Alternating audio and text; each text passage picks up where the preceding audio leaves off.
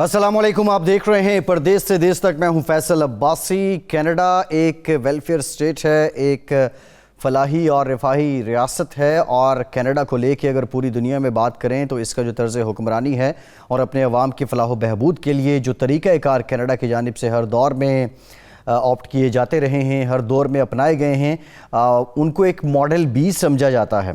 Welfare state होने के नाते कनाडा में जो इंश्योरेंस का कारोबार है इसकी खासी अहमियत है।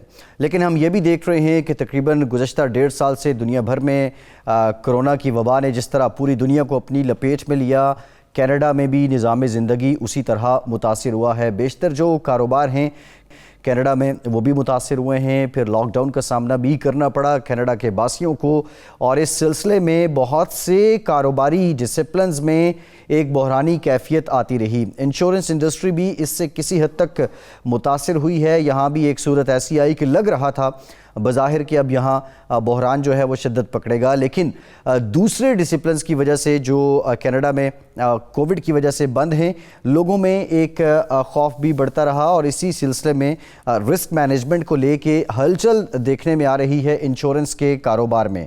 और लोग जो हैं वो मुख्तलिफ प्लान्स की जानिब जा रहे हैं, कारोबार को लेके, फिर इसके साथ साथ जो पर्सनल लाइफ है उसको लेके, हेल्थ को लेके।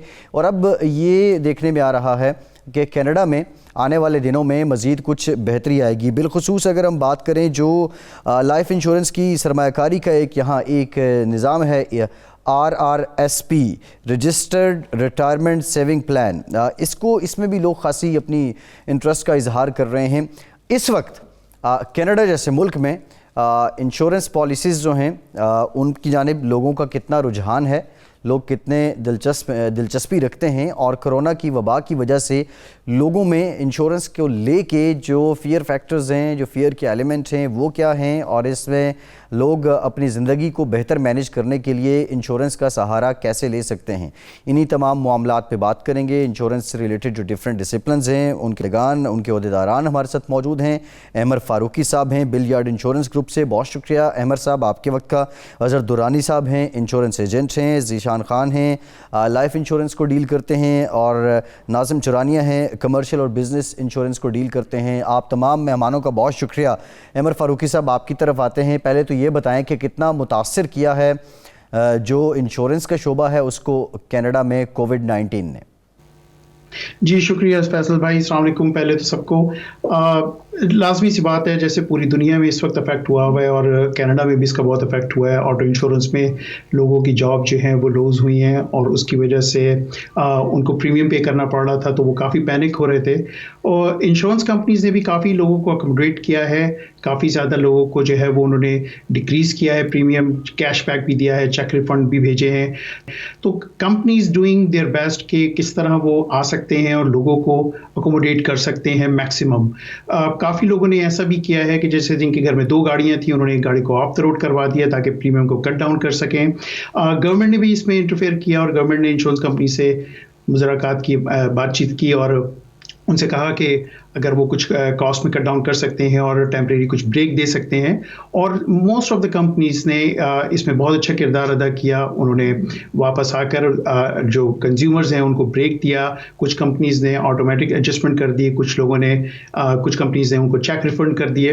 तो ओवरऑल जो है वो काफ़ी इंश्योरेंस कंपनीज ने सपोर्ट किया है लोगों को। और अब क्योंकि ये पूरा हुआ नहीं है, अभी प्रोसेस अभी भी चल रहा है, अभी भी कुछ कंपनीज मजीद रेट इंक्रीज भी नहीं कर रहे हैं, जो इंक्रीज हो रहे थे वो भी नहीं हो रहे हैं, और पुराने रेट्स को मेंटेन किया जा रहा है। ठीक है दुरानी साहब, when it comes to fear तो रिस्क ऑब्वियसली लोगों में ये फैक्टर ज़्यादा हो जाता है, और बुनियादी तौर पे इंश्योरेंस की जो फ़िलॉसफी है वो यही है कि रिस्क मैनेजमेंट ये लोग करते हैं। अब जब से ये वैक्सीनेशन का अमल शुरू हुआ है तो उसके बाद से लोगों का रुझान किस हद तक बढ़ा है इंश्योरेंस की जानिब? बहुत शुक्रिया फैसला भाई साहब। सबसे पहले आपका मैं शुक्रिया अदा करना चाह रहा हूँ, और मैं भी टू चैनल वालों का शुक्रिया अदा करना चाहूँ कि इन्होंने आपको मौका दिया कि कुछ इंश्योरेंस के बारे में आपके साथ इन्फॉर्मेशन शेयर करूँ। सबसे पहले सबको सलाम। जी हाँ, ये फैक्ट है कि पेंडेमिक की वजह से इंश्योरेंस कंपनी इफेक्ट हुई है इस वक्त, लेकिन क्योंकि इंश्योरेंस यहाँ पर स्पेशली ऑटो इंश्योरेंस जो है वो कंपल्सरी है, आप इसको अवॉइड नहीं कर सकते। तो ऑटो इंश्योरेंस के साथ साथ ऑटो इंश्योरेंस जो है वो इसकी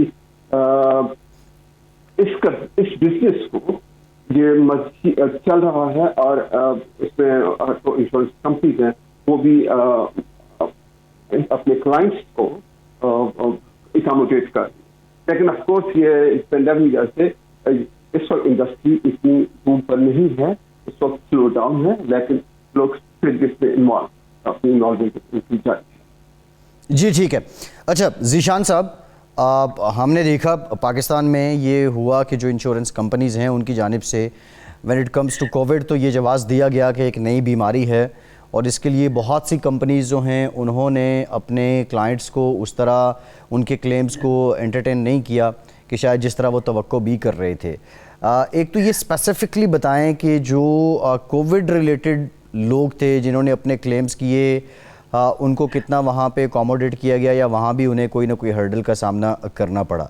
दूसरा, इस दौरानिए में क्या लाइफ इंश्योरेंस की जानिब लोगों का जो तवज्जो थी या रुझान था वो मामूल से ज़्यादा हुआ या कम? सबसे पहले फैसल भाई आपको सलाम, और मेरे तमाम सुनने वालों को और देखने वालों को कनाडा की तरफ से ठंडा ठंडा सलाम। अच्छा, आपके दो क्वेश्चंस हैं, तो let me put in this perspective के कोविड हो या ना हो, आई नो कोविड के लिए पूरी वर्ल्ड प्रिपेयर नहीं थी, and being in Canada, which is a developed country, हम में से कोई भी कोविड के लिए प्रिपेयर नहीं था। सो यहाँ पे कनाडा में भी यही सिचुएशन हुई कि जब कोविड आया तो वी वर नॉट प्रिपेयर्ड, हमें नहीं पता था कि क्या करना है क्या नहीं करना। लेकिन इंश्योरेंस एक ऐसी फील्ड है कनाडा के अंदर, in fact in through out the north America, कि इंश्योरेंस के बगैर आपका चलना बहुत मुश्किल है यहाँ पे।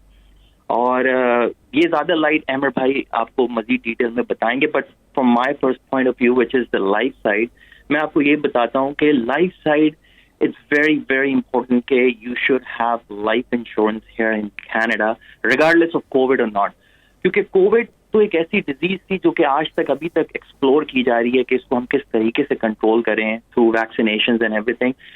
लेकिन जो इंश्योरेंस का रुझान था वो पहले भी वैसे ही था और अभी भी वैसे ही है, because people were losing their jobs, और जो घर में एक बंदा इनकम लेकर आता है वो इनकम नहीं लेकर आ पा रहा, तो उसको अपनी इनकम की सिक्योरिटी भी चाहिए।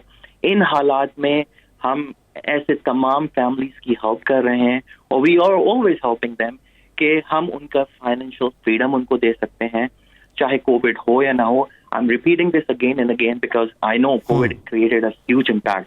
लेकिन when it comes to life insurance, ये बहुत वाइटल है, इतना वाइटल रहा कि लोगों ने ये नहीं देखा कि चाहे कोविड है या नहीं है, if somebody wants a life insurance, वो हमेशा हमारे पास आते हैं और हम उनको अप्रोच करते हैं। और as far as the claim की जो बात आपने की, देखें जी, we in Canada हम लोग जाहिर सी बात है, claim rate is very very good. I am gonna give you some numbers to later on in the show कि क्लेम रेट्स वगैरह क्या हैं, but when it comes to the claim part, definitely we pay our clients the first. सबसे पहले जी बिल्कुल ठीक। ज़ीशान साहब, ये आपका पॉइंट ऑफ व्यू आ गया है, और स्टैट्स भी हम आपसे लेंगे कि इस दौरानिए में कितने जो क्लेम्स हैं उनको एंटरटेन किया गया। नाज़िम चुरानिया साहब हमारे साथ मौजूद हैं, कमर्शियल बिजनेस इंश्योरेंस को देखते हैं। नाज़िम साहब, जो कॉरपोरेशंस हैं उनको लेके खासा वन टाइम, अगर मैं गलत नहीं हूँ तो आई थिंक $80,000 जो हैं कैनेडियन डॉलर, वो हुकूमत की जानिब से रिलीफ के तौर पे दिया गया। लेकिन माय क्वेश्चन इज़ दिस कि जो प्रीमियम कंपनीज़ ने अदा करना था, क्या उसमें इंश्योरेंस कंपनीज़ जो हैं उनकी जानिब से कोई वेव ऑफ किया गया?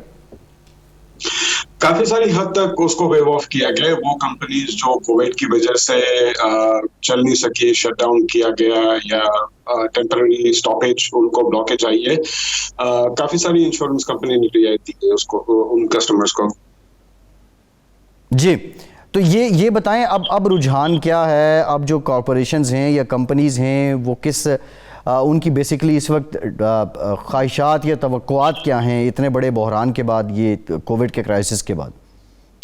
ख्वाहिशात और तवक्कुआत तो कंपनी की और हमारे कैनेडियंस की और पाकिस्तानी भाइयों की और पूरी दुनिया की यही है कि अल्लाह करे कि ये जल्द से जल्द सारी चीजें कोविड की पेंडेमिक जो है वो इंशाल्लाह ठीक हो जाए तो we can all get back to our normal lifes और हम अपनी मामूल की जिंदगी पे वापस जा सके इंशाल्लाह। जी ठीक है, एक ब्रेक लेते हैं, ब्रेक के वापस आएंगे तो मजीद जानने की कोशिश करेंगे, हमारे साथ रहिए।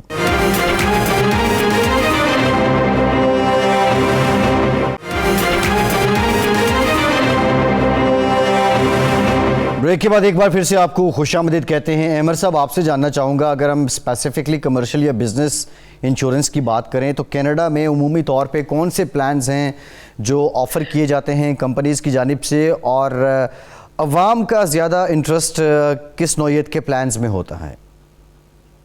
जी, इसमें देखें फैसल भाई, एक तो कमर्शियल और बिजनेस में जब हम आते हैं तो सबसे ज़्यादा तो लाइबिलिटी का इशू यहाँ पे बहुत है कि अगर आपकी प्रेमिसेस पे कोई इंजर्ड हो जाता है, किसी को चोट लग जाती है तो आपको सू कर देते हैं। तो उसका एक बहुत बड़ा फैक्टर है जो जैसे ही कोई बिजनेस शुरू करता है उसका सबसे पहले होता है कि मैं अपनी प्रोटेक्ट करूँ अपने आप को और जो लाइबिलिटी कवरेज है उसको मैं परचेज करूँ। एक वो बहुत बड़ा इंपॉर्टेंट साइड है उसकी परचेज करने की। और दूसरा है कि बिजनेस इंटरप्शन, कि अगर मैं बिजनेस रन कर रहा हूँ और गॉड फॉरबिड के आग लग जाती है, कुछ something goes wrong and business interrupt हो जाता है, तो उसमें उनके पास प्रीमियम जो है उनको पे करती है कंपनी के, जितना उनका लॉस हो रहा है पर मंथ वो उनको पे किया जाए। ये कवरेज बहुत स्ट्रांग है और लोग चाहते हैं कि ली जाएं। और सबसे इंपॉर्टेंट आखिर में स्टॉक है उनका, जितना उनका जो आगे जो माल लगा हुआ है, जो उनके आइटम्स डले हुए हैं एक शॉप में या उनकी वेयर हाउस में या उनकी इन्वेंट्री है, उसकी कवरेज वो बहुत ज़्यादा लेना चाहते हैं। तो कवरेज जो है वो, और ज़्यादातर लोग क्योंकि रेंट करते हैं तो बिल्डिंग का इतना इंपॉर्टेंट नहीं होता, बिल्डिंग जो है वो ओनर ने ली होती है। तो ये दो तीन चीज़ें बहुत इंपॉर्टेंट है। तो लाइबिलिटी बहुत इंपॉर्टेंट है, स्टॉक बहुत इंपॉर्टेंट है, और उनकी बिजनेस इंटरप्शन जो है वो काफ़ी इंपॉर्टेंट है इसमें। जी अच्छा, नाजिम साहब, ये जो इंश्योरेंस के ज़रिए पैसा इकट्ठा होता है इसको फिर सरमायाकारी के लिए भी इस्तेमाल किया जाता है। वैसे कोई अंदाज़ा है कि insurance to GDP ratio, amount of insurance to GDP ratio क्या है कनाडा में? नहीं, एग्जैक्टली उसका तो मुझे अंदाजा नहीं है, उसके स्टैट्स हम निकाल सकते हैं, लेकिन नॉर्मली इंश्योरेंस कंपनीज जो अभी स्पेशली कोविड के टाइम पे है तो काफी लॉस में है, because they are losing revenues also in terms of premium. तो चूंकि कंपनीज वगैरह शट डाउन है तो पिछले एक साल की अगर बात करें तो insurance companies are actually losing money. जी अच्छा, ज़ीशान साहब, अगर कोई कंपनी, बल्कि अज़हर साहब आप बताइए, अगर कोई कंपनी, जिस तरह ये नाज़िम साहब ने बात की कि वो अपना रेवेन्यू उसको लूज़ कर रही है और वो क्लेम्स भी पे कर रहे हैं, कोई कंपनी हाथ खड़े कर देती है कि we don't have enough money, तो वहाँ पे फर्दर तरीक़ाकार क्या है? क्लाइंट को उन्होंने हर सूरत एंटरटेन करना है, डिफ़ॉल्टर होने के बावजूद वो मज़ीद लोन्स लेंगे गवर्नमेंट से, बैंक से, या फिर इसको एक्सेप्ट करवाया जाएगा कि क्लाइंट अब मान जाए कि हम डिफ़ॉल्ट कर चुके हैं?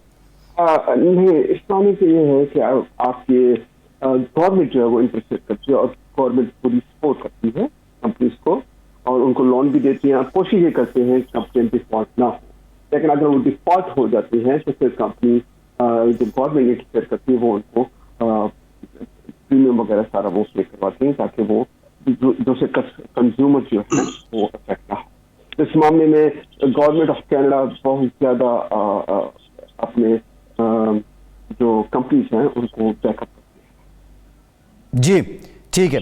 अच्छा ज़ीशान साहब, जो उमूमी तौर पे लाइफ इंश्योरेंस को हम देखते हैं तो इसमें किस तरह के प्लान्स हैं और जो कंज्यूमर्स हैं, क्लाइंट्स हैं, उनकी तवज्जो या उनका रुझान ज़्यादा किस प्लान की तरफ होता है? और बिलखुसूस ये बताइएगा जो क्या यहाँ भी एज के जो पोर्शंस हैं, डिफरेंट सेगमेंट ऑफ एज हैं, उनको लेके ये क्लासिफाई होता है या सब के लिए मैंडेटरी है?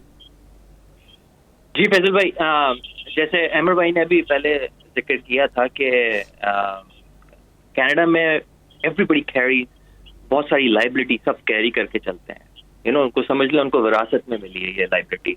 सो जब इतनी ढेर सारी आप लाइबिलिटीज कैरी करते हैं तो उसको जाहिर सी बात है रिस्क फैक्टर आपका बहुत ज़्यादा होता है। तो उस रिस्क फैक्टर को कवर करने के लिए, उस रिस्क फैक्टर को मैनेज करने के लिए लोग लाइफ इंश्योरेंस लेते हैं।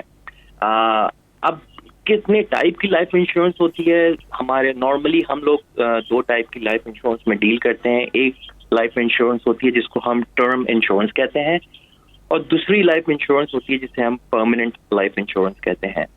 सो टर्म फैसल भाई, टर्म जैसे वर्ड आपको खुद बता रहा है, जी। Term like contract. पीरियोडिक है।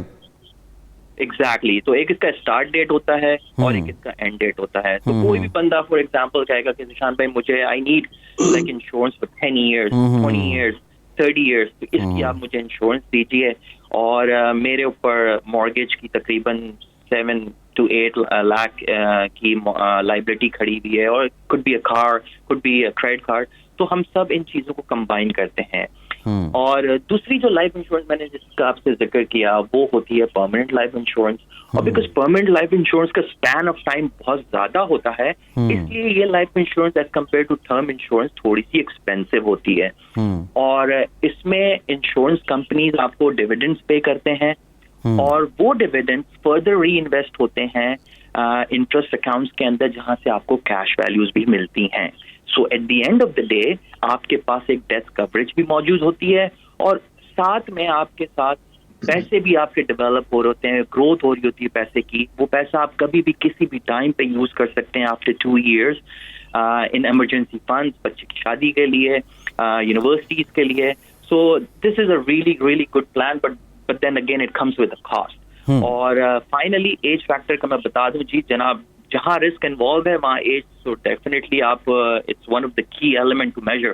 तो एज के हिसाब से ही सब चीजें यहाँ होती हैं, और फिर रेटिंग्स भी आ सकती है अगर आपकी तबीयत थोड़ी सी नासाज है, तो उसमें ये कि प्रीमियम बढ़ता भी है। सो हम ये सब चीजें जो हैं अपने क्लाइंट को पहले से फैसिलिटेट करते हैं, उनको एजुकेट करते हैं, उनको सरप्राइज नहीं देते। तो वी टेक इट इन अ वे कि क्लाइंट भी इस चीज से अवेयर हो कि हाँ भाई eight the end of the day मेरा प्रीमियम ज्यादा आ सकता है बिकॉज ऑफ माय एज।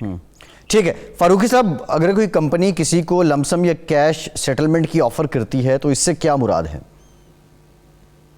देखिए इसमें बहुत सारी पॉलिसीज आती हैं जिसमें वो कैश सेटलमेंट की ऑफर करते हैं। तो उसमें कंपनियों को कहती है कि भाई आपको जो भी डैमेज हुआ है, जो भी लॉस हुआ है, वो आपको हम पे कर देते हैं और हम जो क्लेम जो है वो सेटल डाउन कर देते हैं। इसमें एक चीज़ मैं मेक श्योर करूंगा कि लोग समझ जाएं, insurance is not there to get the benefit of it, यानी कि आप उससे प्रॉफिट नहीं ले सकते।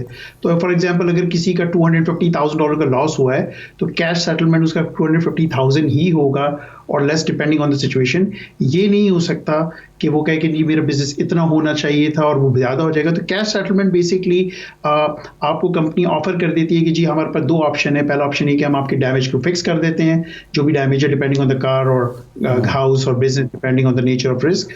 और उसके बाद वो कहते हैं कि जी आप हमें कैश ले लें and you can fix the damage by yourself. तो ये बेसिकली कैश सेटलमेंट बहुत कंपनीज ऑफर करती हैं, लोग पसंद भी करते हैं। कुछ लोग हर बंदे की डिफरेंट थिंकिंग है। कुछ लोग चाहते हैं कि उनको कैश मिल जाए and they fix there items और देयर प्रोडक्ट्स बाय हिमसेल्फ, और कुछ लोग कहते हैं नहीं जी मैं इंश्योरेंस कंपनी से फिक्स कराऊंगा, क्योंकि जब आप इंश्योरेंस कंपनी से कोई चीज़ फिक्स करवाते हैं तो it comes with warranty, right. तो क्योंकि अगर इंश्योरेंस कंपनी का जो फिक्स शॉप है वो काम सही नहीं करेंगे, अगर फॉर एग्जाम्पल अगर एक गाड़ी है उसकी कैश सेटलमेंट के लिए ऑफर दी है, लेकिन बंदा कहता नहीं मैं जी आप मुझे गाड़ी इंश्योरेंस कंपनी बनवा के दे, तो जब इंश्योरेंस कंपनी बनवा के देगी तो उसके ऊपर जो है वो कवरेज होगी, उसके ऊपर वारंटी होगी। तो लोग पसंद करते हैं कैश पर सेटलमेंट भी और पसंद करते हैं कि गाड़ी फिक्स भी और प्रॉपर्टी फिक्स भी करा लें, अपनी अपनी पसंद है इसमें।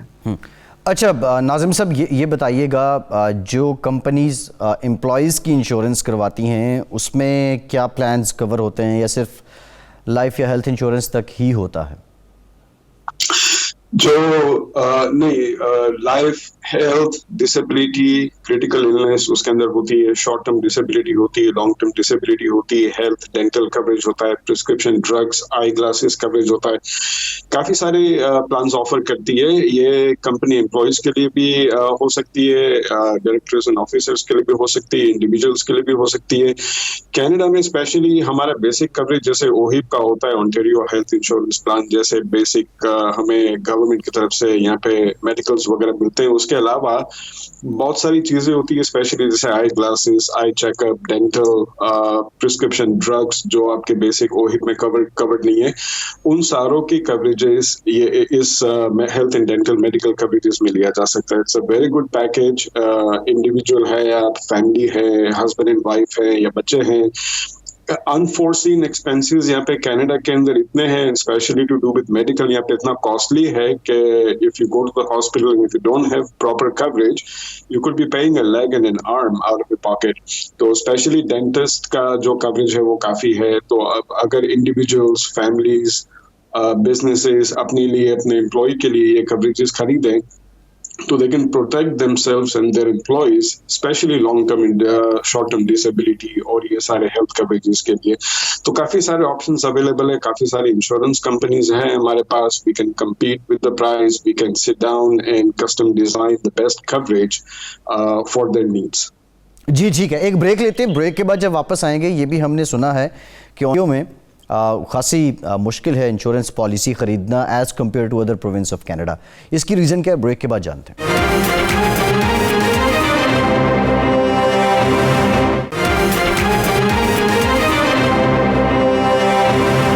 ब्रेक के बाद एक बार फिर से प्रोग्राम में आपका खैर मकदम करते हैं। अजहर दुरानी साहब, ये बताइएगा, ओंटारियो में कनाडा के दूसरे इलाके या सूबों की निस्बत इंश्योरेंस पॉलिसी ख़रीदना मुश्किल क्यों है, ज़्यादा मुश्किल क्यों है? इसकी वजह यह है कि ओंटारियो सबसे पॉपुलेटेड प्रोविंस है, स्पेशली टोरंटो जो हम रहते हैं, जहाँ बहुत ज़्यादा पॉपुलेशन है, जहाँ लॉस रेशियो बहुत ज़्यादा है। और जब आप कंपेयर करते हैं दूसरे प्रोविंस से, तो दूसरे प्रोविंस से इतनी लॉसेस नहीं होती, कंपनी की इतनी ज़्यादा पॉपुलेशन नहीं है। जब लॉसेस ज़्यादा होंगी, पॉपुलेशन ज़्यादा होगी, तो ऑफकोर्स कंपनियों के लॉसेस ज़्यादा होंगे, तो वो आपके इंश्योरेंस फीस ज़्यादा होगी। डिफरेंट फैक्टर्स होते हैं जब आप इंश्योरेंस कंपनी से इंश्योरेंस लेने जाते हैं। तो आपका पोस्टल कोड, आपकी एज, आपकी क्लेम हिस्ट्री, आपका इंश्योरेंस हिस्ट्री, ये सारा आपके रेट पर इफेक्ट हो रहा होता है। तो ये फैक्ट है कि ओंटारियो में रेट ज़्यादा है ड्यू टू लॉसेस कंपनी। क्या यहाँ प्रीमियम भी ज़्यादा है दूसरे इलाकों की निस्बत? जी हाँ, ये भी बात फैक्ट आपकी हकीकत है कि थोड़ी सी ज़्यादा है। वजह वही है कि कंपनी के लॉसेस के, लेकिन कुछ हर कंपनी की अपनी अंडर राइटिंग रूल्स डिफरेंट होती हैं और हर कंपनी के लॉसेस डिफरेंट होते हैं। अब किसी या रिमोट एरिया में जा रहे होते हैं, वहाँ लॉस रेशियो कम है, तो वहाँ आपकी इंश्योरेंस कम होगी। लेकिन आप टोरंटो में आ जाएंगे, अर्बन इलाके में आएंगे, तो आपके यहाँ डेंसिटी ज़्यादा है, लोग पॉपुलेशन ज़्यादा है, लॉस ज़्यादा है, एक्सीडेंट ज़्यादा है, तो वहाँ आपका पेमेंट ज़्यादा होगा। ठीक है, ये बहुत ज़्यादा डिबेट होता है और लोगों को ये बात हम हमेशा इन्फॉर्म करते रहते हैं कि क्योंकि लॉसेस की रेशियो से इसकी रेट ज़्यादा है। अच्छा जीशान साहब, ये बताइएगा कि ये जो इन टर्म्स ऑफ प्रीमियम जो रेवेन्यू आ रहा होता है कंपनीज़ के पास, वैसे क्या कल्चर है? ये इंश्योरेंस कंपनीज ज़्यादा किस तरफ इन्वेस्ट करने में अपना इंटरेस्ट रखती हैं और कहाँ पे जो रिस्क मार्जिन है या रिस्क लेवल है वो इन कंपनीज में इन्वेस्टमेंट को लेके ये कम समझती हैं, किस शोबे में? जी, that's a good question Faisal भाई। नॉर्मली होता ये है कि जो इंश्योरेंस कंपनीज हैं, दे make a lot of money only through their investments, और वो इन्वेस्टमेंट्स आपको पता है जो आपने खुद ही जिक्र किया कि वो प्रीमियम्स के थ्रू आती हैं। तो जब प्रीमियम इंश्योरेंस कंपनीज कलेक्ट करती हैं तो 3 से 4 सेक्टर के अंदर ये आगे री इन्वेस्ट करती हैं। और आई बिलीव आप इस बात से एग्री करेंगे कि सबसे बूमिंग सेक्टर जो इस वक्त है, I think I would say world wide, वो है रियल एस्टेट। उसके अलावा स्टॉक्स में जाता है ये, और मुख्तलिफ बॉन्ड्स वगैरह और जो आपके क्या कहते हैं म्यूचुअल फंड्स वगैरह होते हैं उसमें जाता है। पर majority, I am talking about 45 to 55% of the share goes in real estate market. Canada में real estate is on the boom बहुत ज़्यादा, यानी एग्रेसिव है इस वक्त रियल एस्टेट मार्केट, और they make a lot of money from there. और like I said, all these insurance companies, हमने तो कभी नहीं सुना ऑनेस्टली स्पीकिंग कभी कोई इंश्योरेंस कंपनी ने डिफॉल्ट किया, क्योंकि ये इंश्योरेंस कंपनीज भी री इंश्योर्ड होती हैं। जैसे मैं आपको एग्जांपल देता हूँ, एक कंपनी है म्यूनिक री के नाम से, it's a German based company और it's a huge $1 billion company. उसका रेवेन्यू 2018 का ओवर 50 बिलियन यूरोस के करीब है। सो ये वो कंपनीज हैं जो कि इन इंश्योरेंस कंपनीज को री इंश्योर्ड करती हैं। सो अल्हम्दुलिल्लाह, I mean everything is good here. And these insurance companies make sure कि ये अपना पैसा सही जगह इन्वेस्ट करें, and this is where they are giving like cash values and all those benefits, interest accounts अपने क्लाइंट्स को इसी वजह से दे पा रहे हैं। अच्छा, ये बड़ा इंटरेस्टिंग आपने पॉइंट उठाया है, और हमारे जो व्यूअर्स हैं उनके लिए भी ये एक नई बात होगी कि ये इंश्योरेंस कंपनीज़ की भी इंश्योरेंस हुई होती है। सादा अल्फाज में मैं कहूँ, फारूकी साहब, हमें समझ तो आ जाती है इंश्योरेंस कंपनीज़ का जो तरीक़ाकार है, प्रीमियम पे रेवेन्यू आया, रेवेन्यू को इन्वेस्ट किया, बट जो कंपनी री इंश्योर करती है दैट इज़ समथिंग मैसिव। फिर वो किन एरियाज़ में जाके इन्वेस्टमेंट कर रहे होते हैं? देखिए फैसल भाई, before I answer you this one, एक चीज जस्ट ऐड करना चाहूंगा। अजहर ने मेंशन किया अर्लियर, क्लेम रेशियो हाई होता है। आपने जो कह रहे थे कि इंश्योरेंस एक्सपेंसिव क्यों है, उसकी एक और बड़ी वजह यह है कि ओंटारियो में कवरेज बहुत स्ट्रांग मिलती है compare to any other province. हमारी कवरेज ओंटारियो की वन ऑफ द बेस्ट है, तो वो एक ऑल्सो फैक्टर है बिसाइड द क्लेम्स। नाउ मैं आपका दूसरा जो सवाल है मैं उसका जवाब देता हूँ। जो बैक एंड पे इंश्योरेंस कंपनी ने री इंश्योरेंस कराया होता है अपना, उन्होंने भी बहुत देख के सारा पैसा जो है वो इन्वेस्ट किया होता है, और वो दे विल मेक श्योर कि अगर कोई बड़ा लॉस आ जाता है, कोई मैसिव लॉस आ जाता है, कोई डिजास्टर है, तो उस सूरत में उनके पास जो है वो सिक्योर सिस्टम हो जिसमें वो फंड्स फौरन निकाल के और उसको लॉस को फुलफिल कर सके। गवर्नमेंट इसमें बहुत ज़्यादा स्ट्रिक्ट है। दे मेक श्योर कि companies have enough funds in their trust account और बैंक अकाउंट, जहां पर वो अगर कोई मैसिव लॉस आ जाए तो उसको वो फुलफिल कर सके, डैमेज को कॉज कर सकें, क्योंकि कंज्यूमर जो है और वो सफ़र नहीं कर सकता।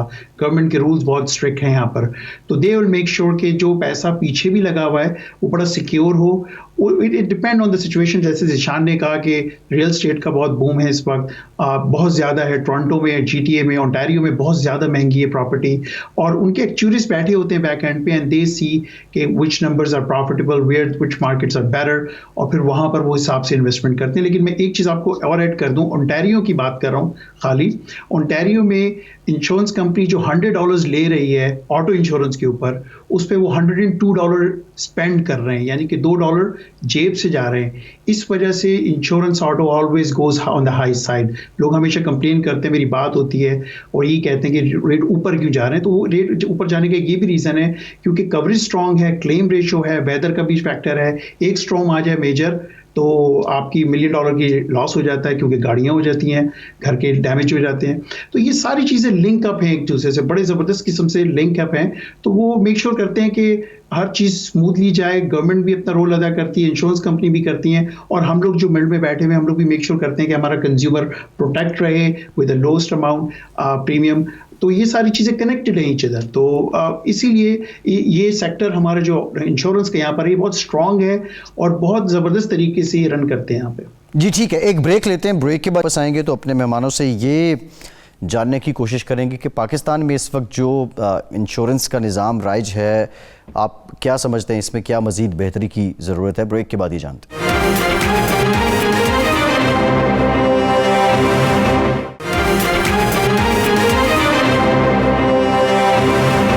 ब्रेक के बाद एक बार फिर से प्रोग्राम में आपका खैर मकदम करते हैं। नाज़िम साहब, हमारे यहाँ पाकिस्तान में अभी ये बहस हमेशा से रही है, लेकिन अभी भी है कि इंश्योरेंस जायज़ है या नहीं है, लेकिन कॉर्पोरेट जो लेवल है उस पर तो इंश्योरेंस है। इसी तरह जो लोग जो बिज़नेस कर रहे हैं वो भी अपने एम्प्लॉयज़ को, अपनी कंपनीज़ को, अपने बिज़नेस को इंश्योर्ड करते हैं। लेकिन अगर आपसे पूछा जाए वहाँ का निज़ाम देखते हुए और पाकिस्तान में ये इंश्योरेंस का निज़ाम देखते हुए, तो कितनी बेहतरी की ज़रूरत है, और यहाँ पाकिस्तान में लोगों को किस तरह मोटिवेट किया जा सकता है कि वो इस तरफ आएँ? देखिए, इसका दो तरीका है। या तो अगर हम ह्यूमंस है, हमारी जिंदगी है, हम एक खुद लाइबिलिटी है, अगर हमें कुछ हो जाता है, कल को हमारे 100 साल पूरे हो जाते हैं, तो we need to protect our family. अगर हमारे बिजनेसेस हैं और अगर बिजनेस की वजह से कोई अगर लॉस आता है तो we need to protect those damages. अगर हम गाड़ियां चलाते हैं और हमारा एक्सीडेंट हो जाता है, अगर हम एट फॉल्ट होते हैं उस एक्सीडेंट में, तो सामने वाले के damages is our liability. Ahmed ने और बाकी दूसरे लोगों ने लाइबिलिटी के ऊपर बहुत ज्यादा जिक्र किया है। तो in addition to protect ourself, हमारी खुद की गाड़ी, हमारा खुद का घर, हमारा खुद का बिजनेस, हमारे खुद के एसेट्स प्रोटेक्ट करने के अलावा we have a legal and moral responsibility to protect the damages for others, कि हम सामने वाले के जो damages cause करेंगे उनको भी प्रोटेक्ट करना है। उसके दो तरीके हैं, या तो आप अपनी जेब से पे करें, तो if you cause damage, let's say अगर आपका एक्सीडेंट होता है गाड़ी के अंदर, आपने सामने वाले को नुकसान पहुंचाया, तो या तो सामने वाले का डैमेज अपनी जेब से पे करें if you have the capacity. If you don't have that capacity, so the simple rule is, insurance का जो बेसिक रूल है, इट्स ट्रांसफर ऑफ रिस्क। तो मैं रोड पे गाड़ी चला रहा हूँ, अगर मैंने कोई डैमेज कॉज किया, मेरे पास इतने पैसे नहीं है, I can't come up with $1 million in damages. यहाँ पे स्पेशली अगर आप ऑन्टेरियो की बात करें या नॉर्थ अमेरिका की बात करें, तो आई एम श्योर आपने सुना होगा कि people are ready to sue each other, and अगर उसमें स्पेशली अगर सामने वाले को चोटें लगती है, इंजरीज वगैरह हो जाती है, तो the claim could go up to millions of dollars। जी, हमने खुद देखे 1 million, 2 million, 3 million के क्लेम आते हैं। Of course, we don't carry $1, $2, $3 million in our pocket. So the easiest way is to transfer the risk and buy insurance। कि मैं आपको प्रीमियम पे कर दिया करूंगा, और अगर मेरा कोई लॉस होता है तो आप उसको पे करें। जी ठीक है। अच्छा ज़ीशान, आपसे मैं जानना चाह रहा हूँ कि Canada is a welfare state और वो अपने शहरियों की सेहत, तहफ़्फ़ुज़, तालीम, ये ज़िम्मेदारी है रियासत की, जो फलाही रियासतें होती हैं।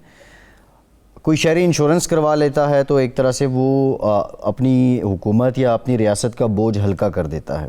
एक तो ये चीज़ हमें समझ आती है, लेकिन जिस तरह अभी नाजिम साहब बात कर रहे थे कि यहाँ पे जो मेडिकल ट्रीटमेंट है वो खासी एक्सपेंसिव है, कोई शहरी इंश्योरेंस नहीं करवाता तो उसका इलाज मुआवजा क्या रियासत की ज़िम्मेदारी है? और अगर है तो फिर ये इतनी एक्सपेंसिव क्यों है? फैसल, ये आप पाकिस्तान के मैं कनाडा के बारे में बात कर रहा हूँ जी। कनाडा में तो मेडिकल फ्री है सर। अभी नाजिम साहब, जो आप इससे पहले पॉइंट रेज कर रहे थे कि बहुत एक्सपेंसिव हैं, यहाँ पे आप डेंटिस्ट्री की बात भी कर रहे थे, वो कॉस्ट की बात कर रहे होंगे कि अगर हम अपनी जेब से पे करना चाहें तो ना मैं पे कर सकता हूँ, ना कोई भी नहीं कर सकता, because it is so expensive. अगर लेट्स सपोज मेरे पास इंश्योरेंस नहीं है फैसल भाई, और मैं रोड के ऊपर गाड़ी चला रहा हूँ और मैं किसी का एक्सीडेंट कर देता हूँ या किसी का मुझसे एक्सीडेंट हो जाता है और मेरे पास इंश्योरेंस नहीं है, तो मैं अपनी जेब से वो खर्चे नहीं पे कर पाऊंगा। वो मुझ पर सू भी कर सकता है उल्टा, ओके, मैं बगैर इंश्योरेंस के चला रहा हूँ। सो दैट्स वेयर बगैर इंश्योरेंस के तो पहली बात है आप ना गाड़ी घर रोड पे निकाल सकते हैं और ना ही आपको आपका घर मिल सकता है।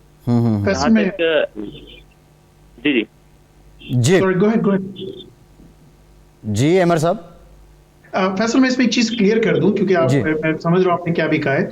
नाजिम जो मेंशन कर रहे थे वो ये कह रहे थे जैसे जो यहाँ पे वही बेसिक कवरेज है जो गवर्नमेंट देती है, हर शहरी को देती है, उसमें बेसिक डॉक्टर का ट्रीटमेंट वगैरह सब इंक्लूड होता है, लेकिन उसमें कुछ कवरेजेस इंक्लूड नहीं होती, जैसे डेंटल कवरेज इंक्लूड नहीं होती, आई की कवरेज इंक्लूड नहीं होती, तो वो आपको यू हैव टू पे from your own pocket. For those you buy back the insurance. बिल्कुल ठीक है। ये पॉइंट जो है ना, एक कंफ्यूजन जो है वो क्रिएट कर रहा था, आपने क्लियर कर दिया अमर साहब, थैंक यू, आपने क्लियर किया। दुरानी साहब, माय क्वेश्चन टू यू, हमारे यहाँ पाकिस्तान में हमने देखा कि एक हेल्थ इंश्योरेंस पॉलिसी केपी के गवर्नमेंट ने की और उन्होंने यूनिवर्सल कर दिया, जितने शहरी हैं उनको सालाना जो है वो पैसे हेल्थ के कर दिए, और वो कुछ इलाज को छोड़ के, दिमाग को और मेरा ख्याल ब्रेन और डेंटिस्ट्री को छोड़ के बाकी जो इलाज है वो उनका होगा। हर शहरी 6 से 7 लाख रुपए या 9 लाख रुपए तक गालिबन कवर है। पाकिस्तान जैसे मुल्क में कितना स्कोप है, अगर आप ये बिजनेस एंटरप्रेन्योर के तौर पे देखें दुरानी साहब, और यहाँ ये इंडस्ट्री कितना आगे बढ़ सकती है? मेरे ख्याल में पाकिस्तान के अंदर बहुत ज़्यादा स्कोप है। आप देखना कितनी आबादी है, और वहाँ तो मेरे ख्याल में इसमें बहुत ज़्यादा, और इस पर बहुत काम होना है। मेरे ख्याल में वहाँ तो अभी लोगों के पास अवेयरनेस नहीं है, अभी लॉज नहीं बिल्डअप हुए, इंश्योरेंस कंपनी अपना रोल नहीं अभी अदा कर रही। तो मेरे ख्याल में इंश्योरेंस इंडस्ट्रीज के अंदर, पाकिस्तान के अंदर बहुत ज़्यादा काम होना बाकी है। अगर आप देखें कि वहाँ मेरे ही ख्याल से, अब जैसे वहाँ पर इवन ऑटो इंश्योरेंस का कोई कंसेप्ट ही नहीं। जैसे यहाँ कंसेप्ट ये है कि जैसे आप गाड़ी आप चला ही नहीं सकते विदाउट इंश्योरेंस, आप रोड में लेंगे।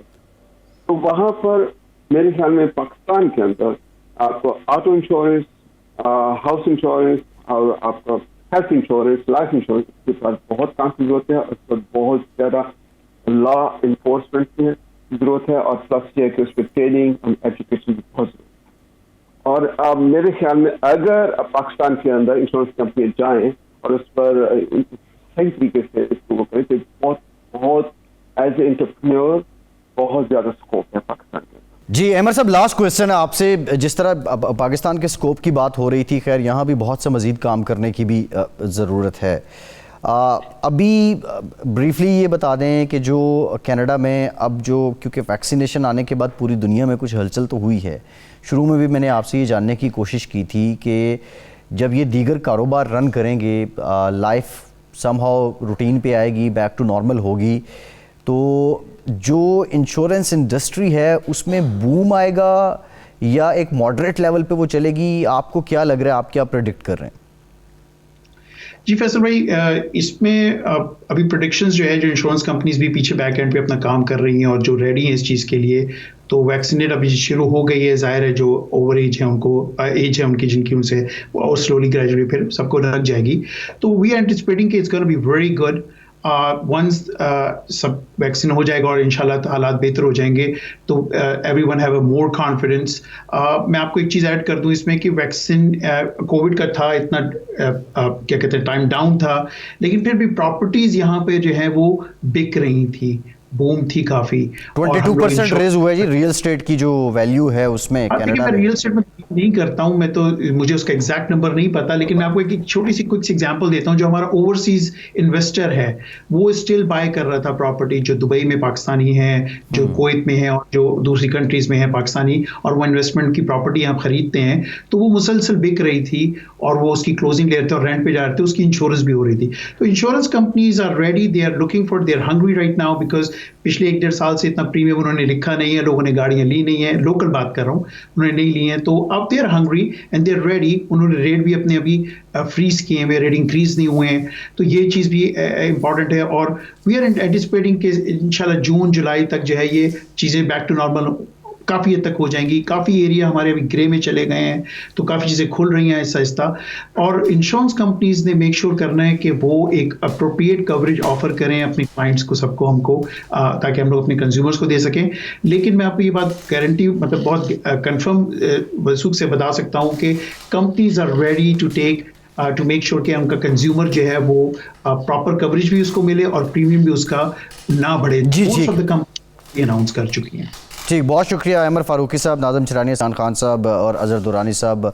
आज के प्रोग्राम से इतना ही। फैसल अब्बासी को इजाज़त दीजिए।